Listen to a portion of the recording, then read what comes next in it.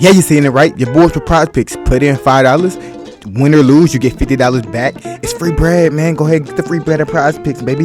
Use code CDotty when you making your account. CDotty. YouTube. We your boy Crime Dotty. Today we got a very, very interesting case, bro. When a cannibal spots his next meal, why you just don't hunt deer, bro? Deer meat tastes amazing. Tastes amazing, bro. I haven't had deer meat in a minute. I gotta spend a block on some deer meat, bro. No diddy, but bro, that is actually insane, bro. So everybody see what this nigga talking about. See what charges he gonna get hit with. Most likely he gonna get life or the death penalty. That's literally only two. No, and she never fought. She never did. And next thing you know, I don't do death penalty. I do the torture penalty. Yeah. Oh, she's dead, and I'm like, well, this is great. And I guess I got scared or nervous, or I don't know. It was juicy. It didn't taste like blood, though. I mean, it tasted like a charbroiled piece of steak. You really wasn't sure what she was dead? Why didn't you call somebody to come up there and check on her? Because something else was in control. When detectives in Coffee County, Tennessee were called out to a remote property late one summer evening to respond to a peculiar claim, that shit can't taste good. They had no good. idea what they would soon uncover would reveal a horrific and gruesome crime. In a chilling turn of events, detectives were left to puzzle out not only if someone had committed the crime, but if they'd resorted to cannibalism following a bizarre accident, or if in fact the stomach-churning act had been the fulfillment of a fantasy, an unhealthy obsession with serial killers. On the evening of June 8, 2014, Jason Walker was walking across the yard of his rural Tennessee home when he heard a voice call his name from somewhere in the yard. Jason turned, slightly impatient. It was 6:30 p.m. on a Sunday afternoon.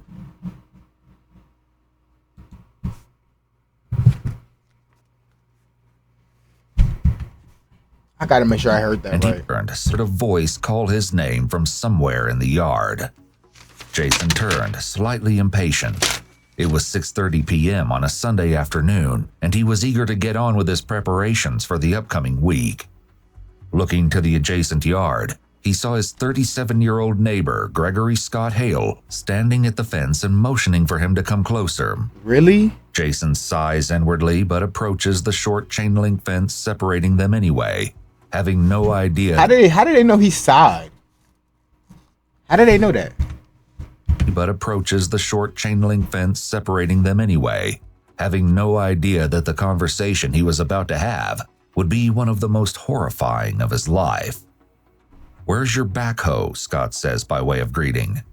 Jason replies that it isn't there, and he won't have it back for a few days.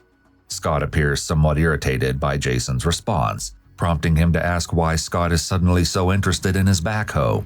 Response makes a tasteless and gruesome joke about needing it to hide the evidence. Jason, nonplussed, stares at him in silence, prompting Scott to continue by pointing to the two 5-gallon buckets sitting just a few feet away, near Scott's burn pit. He explains that he tried burning everything in the burn pit, but it hadn't worked.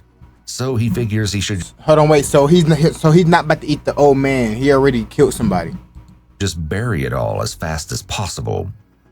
Jason listens to this reasoning for the use of his backhoe before growing tired of his weird neighbor's stupid joke, and abruptly telling Scott he needs to go and that he'll talk to him later.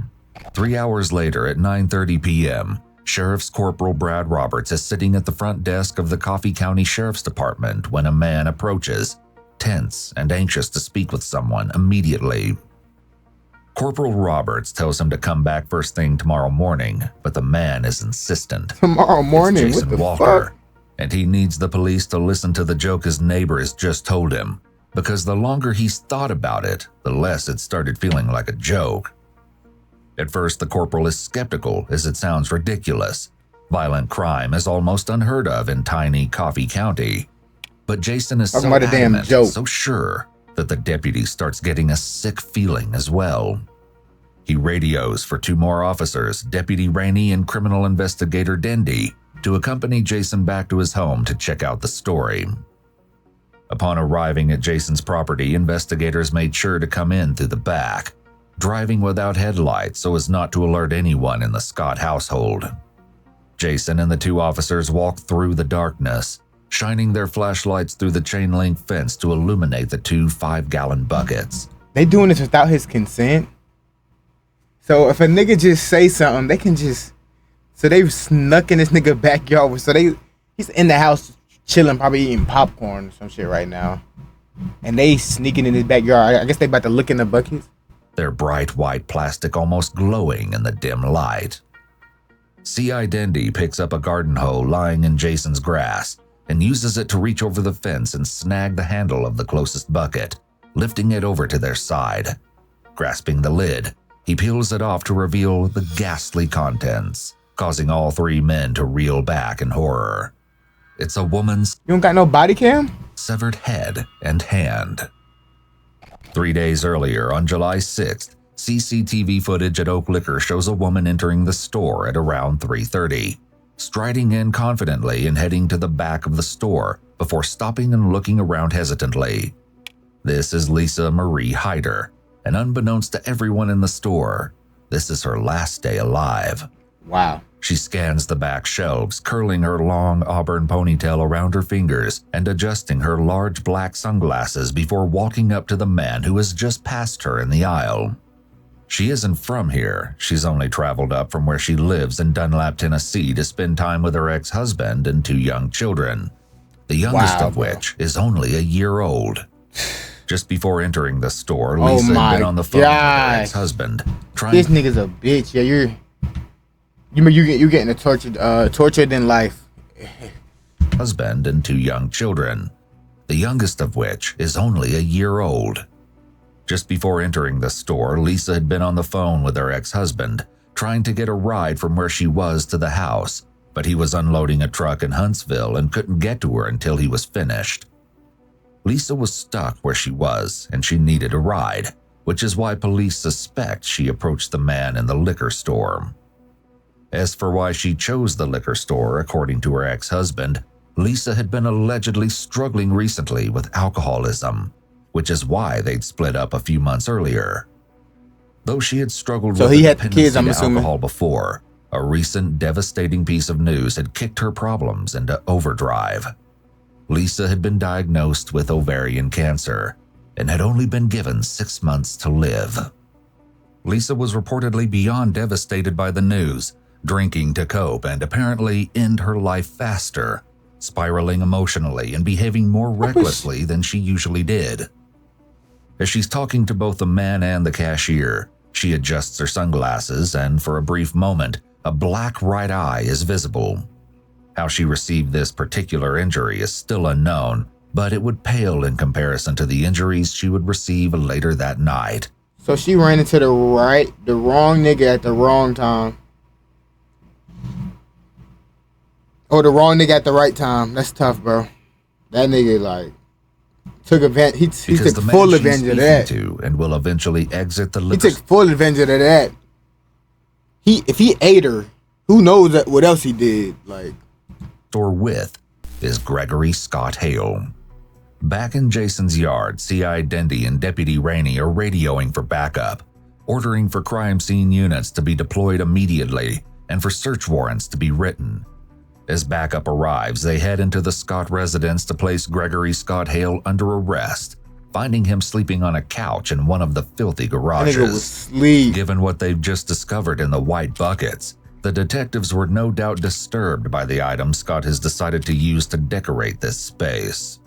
These items were later discovered to be old Halloween props from a haunted attraction Scott had worked the previous year.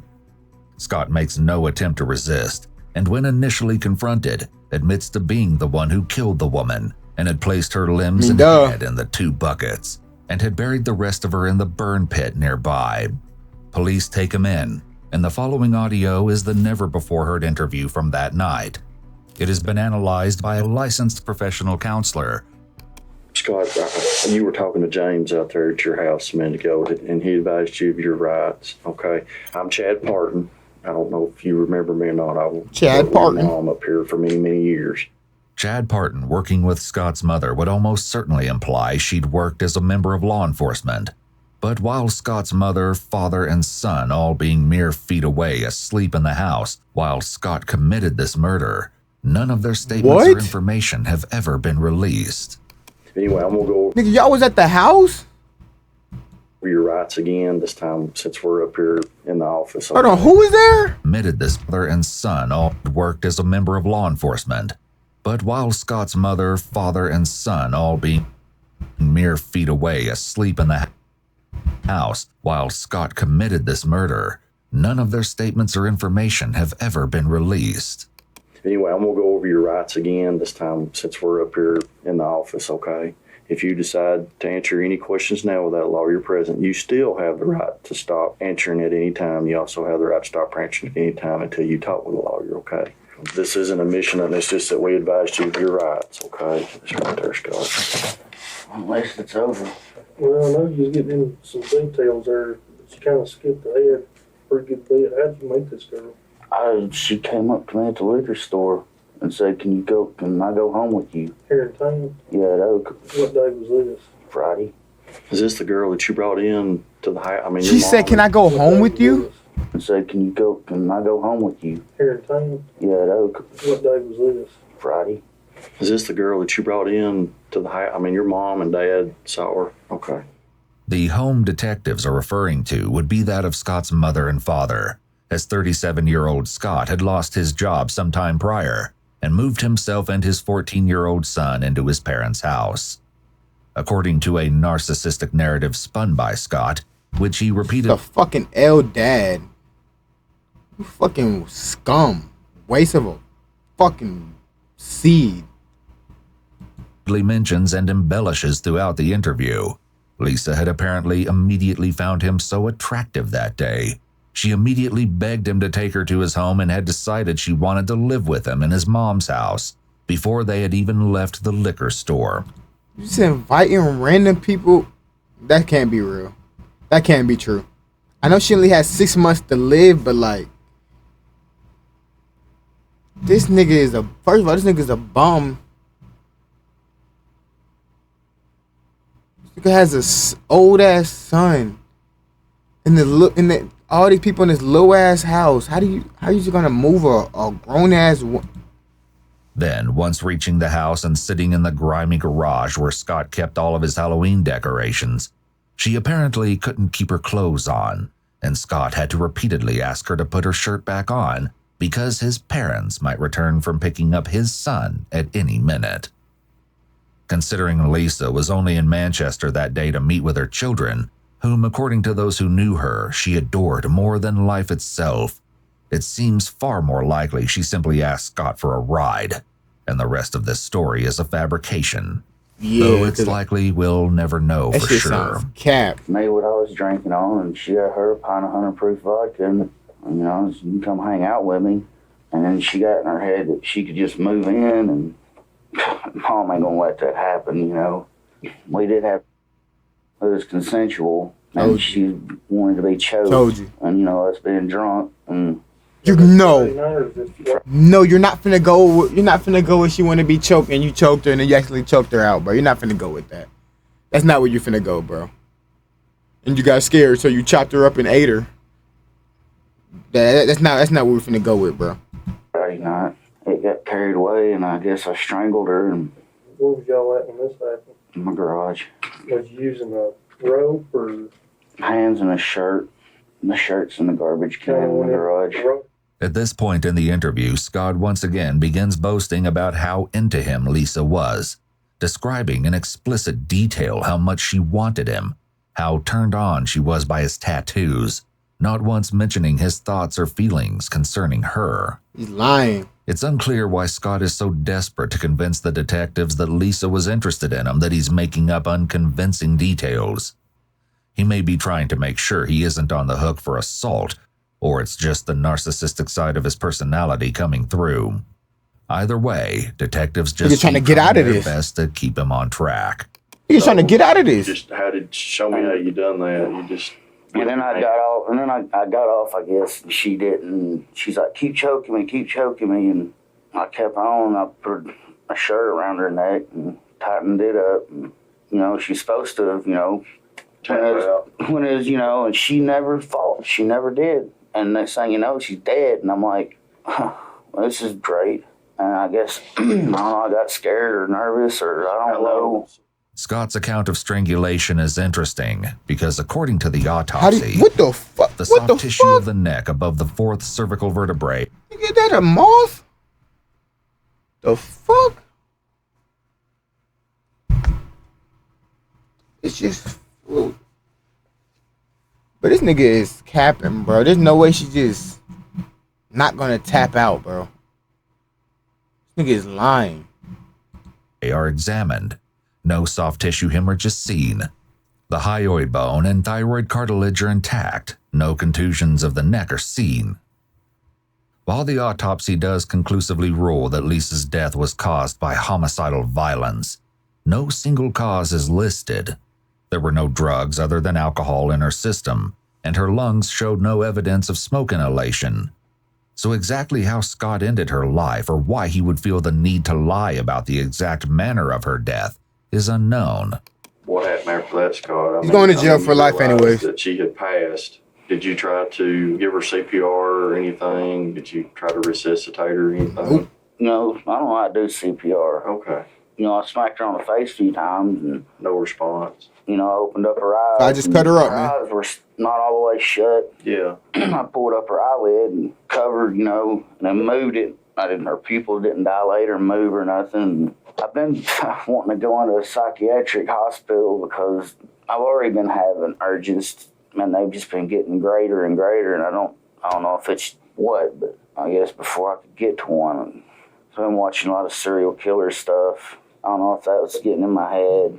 I've been having some crazy things happening at the house, like as far as unexplainable, supernatural, whatever. Bro, this nigga chatting, bro. If this happening to you, you need to fucking die to him, my nigga. Like, I'm not gonna lie. Not sleep Like, apnea, what? but paralysis. I'll come to, I'm completely paralyzed and I can't move.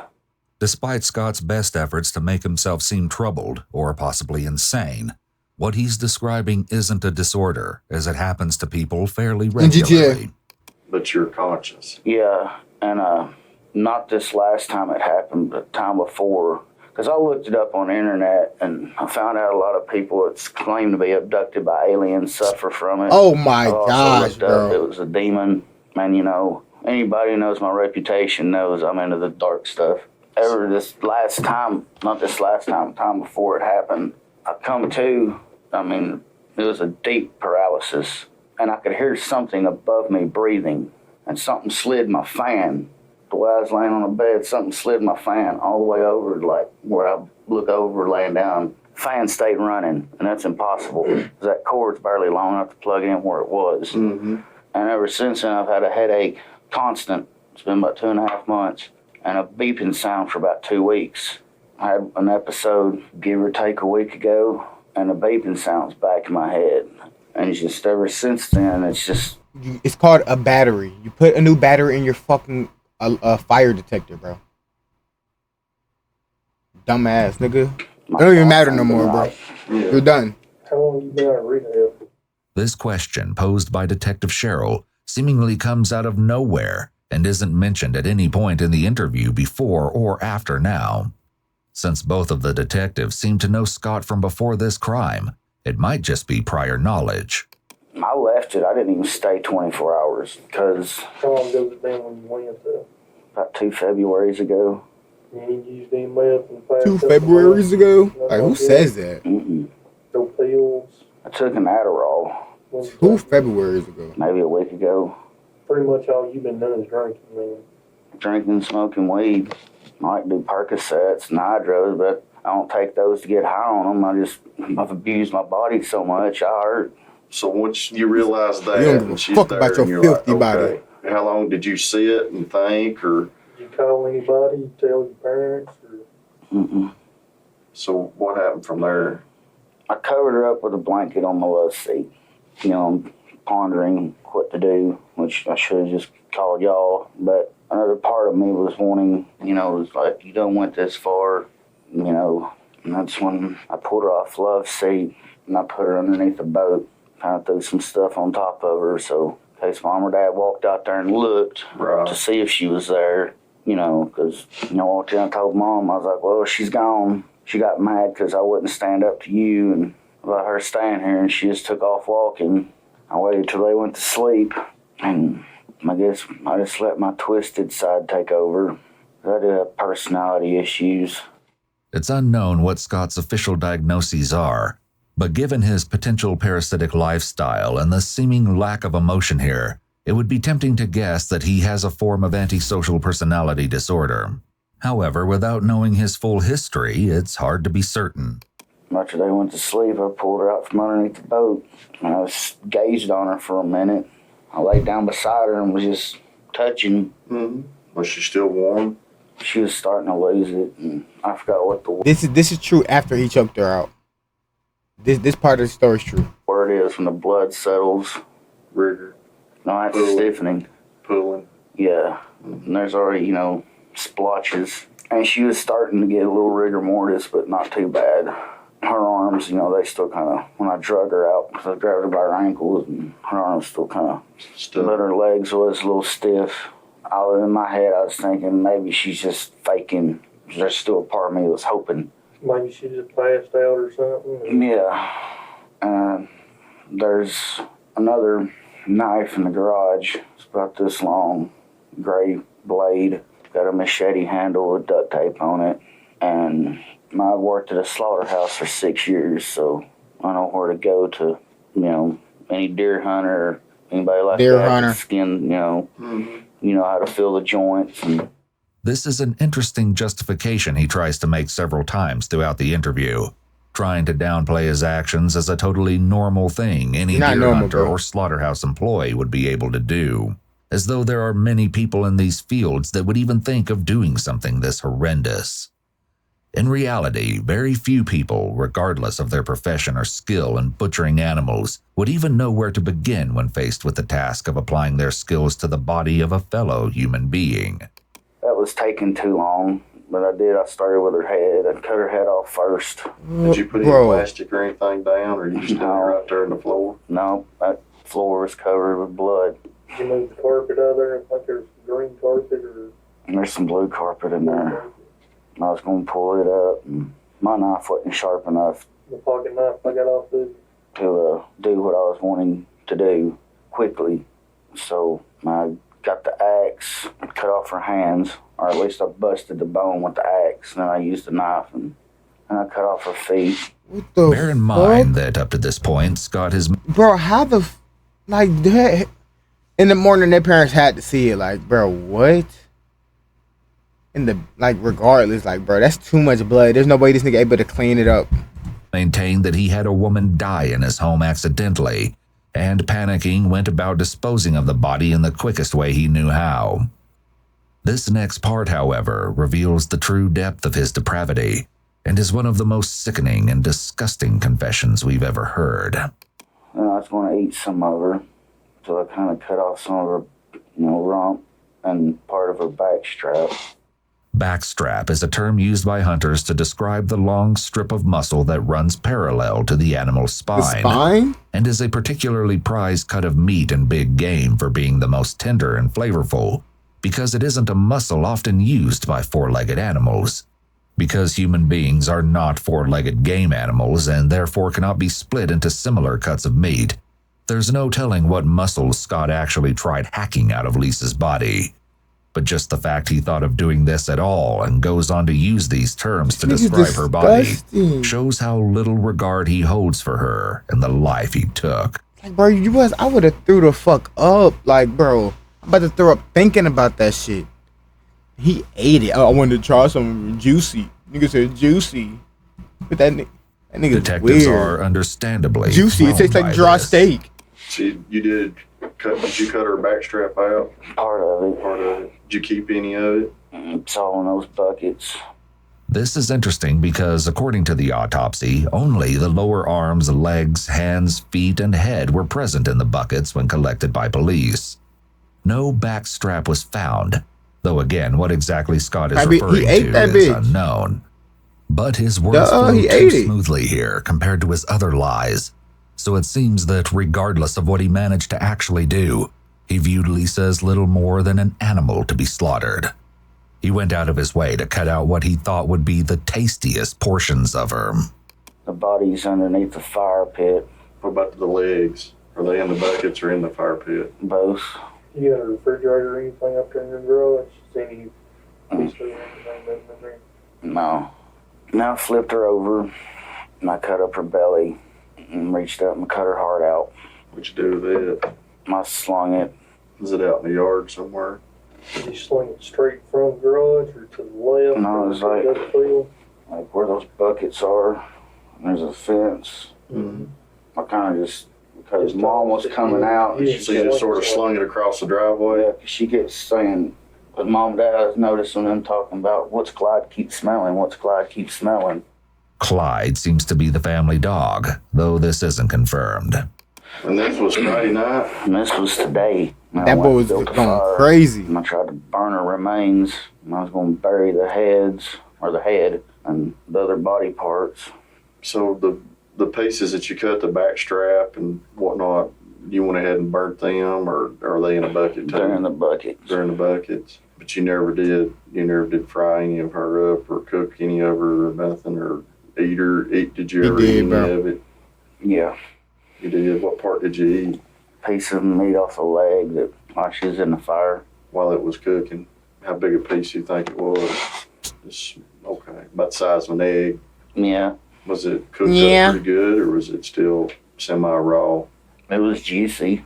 It didn't taste like blood, though. I mean, it tasted like a charboard piece of steak.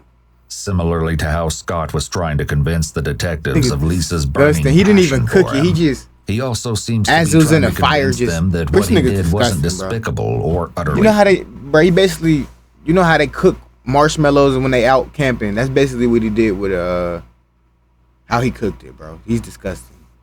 insane because she just Got that tasted leg, like put it over the steak. fire. Well, let me ask you this: before you cut her up, or any time during you cut her up, did you drink any of her blood, or did you have with her again? No. Okay. So basically, what you done, you just got busy of trying to dispose of her. Did you take any other organs out? Just the heart? Okay. If you really wasn't sure why she was dead, why didn't you call somebody to come up there and check on her? Because something else was in control. So in a way, you wanted her to be dead? I mean, she died while he was fucking her, right? So, that nigga had post-nut clarity. He was not finna hit again. He's trying to get rid of that. I don't know what was going on in my head. It's curious that Scott keeps mentioning how he wasn't in control of his actions while at the same time providing excruciating detail on exactly what those actions were, and at times, exactly why he did them. It's possible that he may be trying to set up a half-hearted attempt at an insanity defense throughout the interview, but isn't really sure how to go about it. Had she made you mad or anything at night? Not really. She just irritated me a little bit. It's clear that detectives are trying to find some possible motive for this murder and the horrific acts that swiftly followed, as it seems unlikely that it was simply an accident. As it turns out, the next part may reveal a bit of what Scott's true motivation might be. I know me and you talked about this last time, but I talked to you after Tales. I can't remember if you was telling me that you was reading books about serial killers or Yep. if it was the movies you was telling me about. He just wanted to try it. Wasn't you reading some books at one time? I was just studying about them, just watching like Studying? biographies. What's your favorite movie to watch? For what? For serial killers. No, I was doing the biographies, the real Read them? stories. And I'd look up on the internet. Like Jeffrey Dahmer or Yeah. My favorite one is Richard Ramirez. Ramirez? Favorite Was one. he the one that He was the Atlanta? Night Stalker. Richard Favorite. Ramirez, aka the Night Stalker, was an American serial killer who terrorized the Southern California region in the mid-'80s, killing at least 13 people and Damn. assaulting countless others. According to some articles on this case, Scott reportedly wrote on his Facebook page on the day of Ramirez's death, "R.I.P. Night Stalker. Wish I could have met you." However, This nigga's couldn't be weird, bro. verified. For what? He would have killed your ass, boy. Broad daylight. With John Wayne Gacy or I've read about Gacy. I mean, I got on a bad serial killer kick a few years back, and that's all I put on my Facebook was just videos, like, because I don't listen to exactly what you call mainstream music. And, you know, I'd find videos of serial killers and by different bands where they're playing and, this video footage of different killers. And I told her, I was like, I'm wanting to check into a psychiatric hospital. And Then why didn't you do it? You're a grown-ass man. Go yourself. This admission is very interesting, as it could suggest that Scott had in fact fantasized about committing the same types of depraved acts as the serial killers he had an admittedly unhealthy obsession with. Exactly. Which may He admitted that. why It's he crazy. was so quick to start destroying Lisa's body so soon after her supposedly accidental demise. Detectives seem to start thinking along the same lines, as their next few questions focus on the ideas presented by the idea Scott may have been acting out serial killer fantasies. I guess things went sour before I could get to one. Moccasin Ben always kicks me out. I'll be there a day or 2 or 3. You're fine, go home. Yeah, Is this the only person that you ever hurt like that? yes. You ever tried doing anything else? Dogs, cats? I'm an animal lover. I thought you a dog. Yeah, you don't love people? Yeah. I worked in the slaughter. I'm an animal lover. Where'd you work out, Champions? Worked there on and off for 6 years. For Charlie and them out there. Mm-hmm. We had a bad falling out. So, when you were having with her and she wanted you to start choking her out, what was your thoughts? What was going through your head then? Were you thinking, this is my opportunity, I'm just going to choke her out and live out one of my fantasies, or Pretty much. opportunity was a knocking, wasn't it? Yeah. This nigga, yeah. I ain't gonna lie, I would've just, bah! Right in his fucking kneecap. That's when I would've started it. Getting torture in life. I would've started it with shooting in your kneecap. Getting a pen. Getting a pen.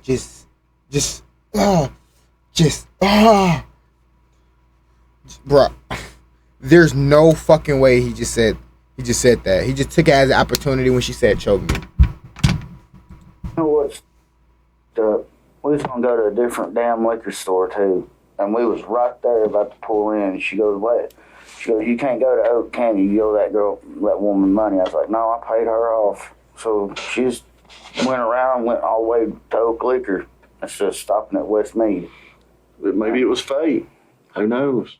This last statement seems to be Detective Parton taking a weak stab at one of the principles of the Reed technique, perhaps presenting an alternative theory to get Scott to admit to more details because the alternative makes the crime sound not that bad. You don't bail him out?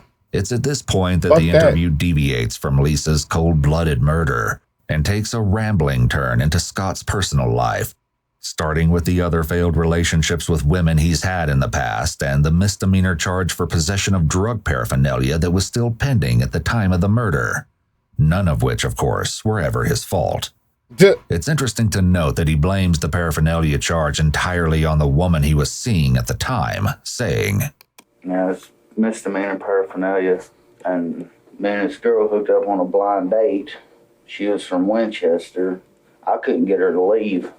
Somebody called the police or something. Bro, said that you I was are- doing drugs and Nigga, all you that. are fucking hideous. Talking about you couldn't get her to leave. You're hideous. My nigga, I know when she took off the damn shit for the blind date, when she seen you, nigga, she was blow, like, fuck. Nigga, you're hideous, bro. Trust me, you're capping, bro. They don't believe that shit. This. I ain't no drug dealer. I'm a user. This seems to be a running theme in Scott's life, that he never does anything wrong, the bad things that happen to him are never his fault, and that he's so irresistible to crazy women, they all immediately want to live with him. The detectives offer no comment on this, instead trying to steer Scott back to the matter of Lisa, and while Scott does answer their questions, it's now only between stories about himself, random details on his life, or any random thought that seems to cross his mind. I'm gonna read on here about serial killers and stuff like that. Was you thinking about keeping any of the body parts at all? It crossed my mind. And I thought about keeping her skull because, I'm all the time messing with masks and Halloween decorations, stuff like that. And I was like, For those of you keeping track, No. Scott has now referred to the victim as a slaughtered animal and is now comparing her to a Halloween decoration, further indicating how Yeah, he was about to little keep regard her for a he had decoration. Lisa Hyder's life. Eventually, the exhausted detectives wrap up the nearly 3-hour interview. He was about to keep her once her head fully decomposed. He was about to keep her head. He's about to put a wig on it, bro. Confession back to him, and he signs it. Gregory Scott Hale pleaded guilty to first-degree murder on January 15, 2015. And though on the surface this may seem as though he was finally taking responsibility for his actions, in recent years he claims he was charged and sentenced unjustly on the grounds of religious persecution. The religion in question implied to be Satanism. However, there's no Nigga, what? Your religion is Satanism? Bro, why choose the devil? Like, I'm confused. Nigga, why? Like, bro, like, what? Like, it's nothing greener on that side. Why is... Niggas really say, yeah, I'm choosing Satanism. Like, nigga, what? Why is that even an option? Like, bro, you could be any other religion that looks up and just try to... That has... Like, you just choose the worst shit. This nigga's a bot, bro. The religion in question implied to be Satanism.